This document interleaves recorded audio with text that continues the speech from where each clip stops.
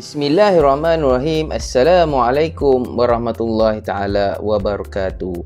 Welcome to Ustaz Fizu Hussein channel. Jadi insya-Allah pada adik-adik pelajar sekalian, kita akan meneruskan pelajaran kita pada hari ini, iaitu dalam bidang akidah yang bertajuk Al-Qawi dan Al-Qadir, ya. Dalam tajuk apa?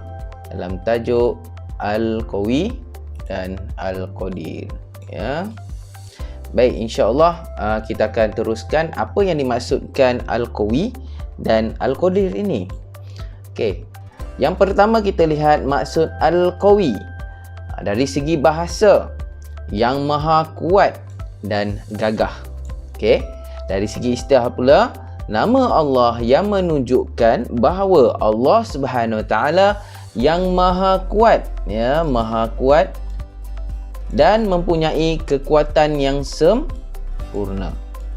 Maksudnya Allah menguasai kekuatan yang sempurna. Allah yang paling kuat, ya, di atas bukan sahaja muka bumi, di seluruh alam semesta dalam kehidupan ini. Jadi Allah maha kuat. Jadi insya-Allah kita lihat kepada dalil yang menunjukkan Allah itu yang maha kuat dan gagah. Dalam surah Ar-Rum ayat 41, ya, a'udzubillahi minasyaitonir rajim. Zaharal fasadu fil barri wal bahri bima kasabat aydin nasi liyuziqahum ba'dalladzi amilu la'allahum yarji'un. Maksud dalam surah Ar-Rum ayat 41 ini, telah timbul berbagai kerosakan dan bala bencana di darat dan di laut dengan sebab apa yang telah dilakukan oleh tangan manusia. Timbulnya yang demikian kerana Allah hendak merasakan mereka sebahagian dari balasan perbuatan-perbuatan buruk yang mereka telah lakukan, supaya mereka kembali, yakni insaf dan bertaubat. Dari segi kita lihat ayat di sini, surah Ar-Rum ayat 41 menjelaskan bahawa Allah itu berkuasa, ya, berkuasa untuk apa? Tengok sini ayat dia, Allah akan memberi balasan di atas perbuatan buruk mereka yang telah mereka lakukan. Jadi Allah berkuasa untuk memberikan memberikan balasan kepada manusia. Baik, di atas perbuatan yang tidak baik, ya, di atas muka, di atas perbuatan manusia yang tidak baik di atas muka bumi. Jadi kita lihat bukti Allah bersifat Al-Qawi ini, ya, apa bukti dia? Ingat bukti dia. Yang pertama, Allah Subhanahu Wa Taala berkuasa memberi rezeki kepada sesiapa sahaja yang berusaha mencarinya dengan cara betul.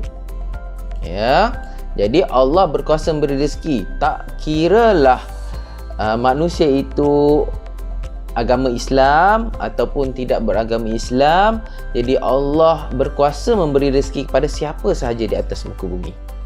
Itu sebab kita lihat, ya, orang Islam ada yang miskin, ada yang kaya. Orang bukan Islam ada yang kaya dan juga ada yang miskin. Jadi sama sahaja.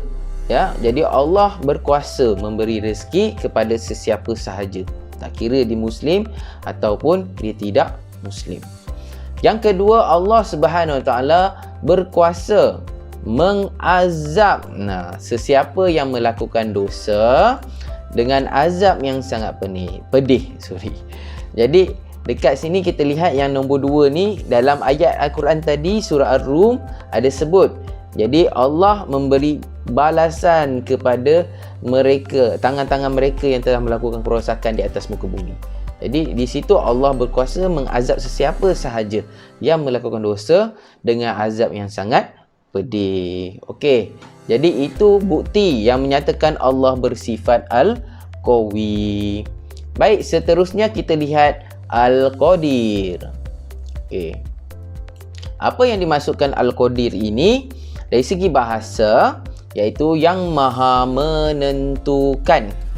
Yang maha menentukan.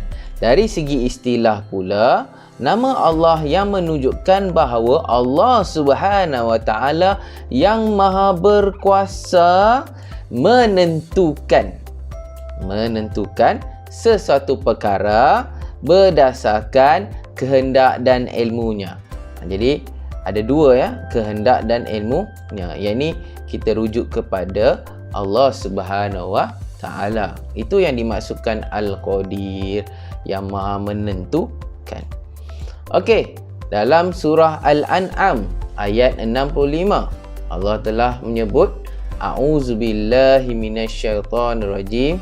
Ya, Allah berfirman bahawa Qul huwal qadiru ala an yab'asa 'alaikum 'azaban min fawqikum aw min tahti arjulikum aw yalbisakum syi'an wa yuziqa ba'dakum ba'sa ba'd unzur kaifa nusarriful ayati la'allahum yafqahun.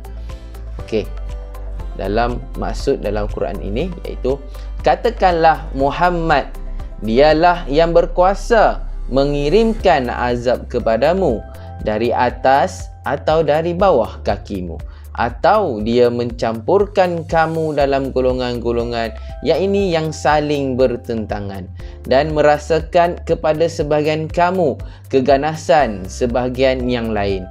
Perhatikanlah bagaimana kami menjelaskan berulang-ulang tanda-tanda kekuasaan kami agar mereka memahaminya. Okey, baik. Kita lihat seterusnya iaitu bukti Allah bersifat Al-Qadir. Yang pertama, Allah Subhanahu Wa Taala menguasai seluruh alam meliputi matahari, bulan, bintang dan cakrawala. Jadi Allah menguasai seluruh alam ini. Jadi itu Allah bersifat Al-Qadir. Yang kedua, Allah Subhanahu Wa Taala berkuasa menukar siang dan malam.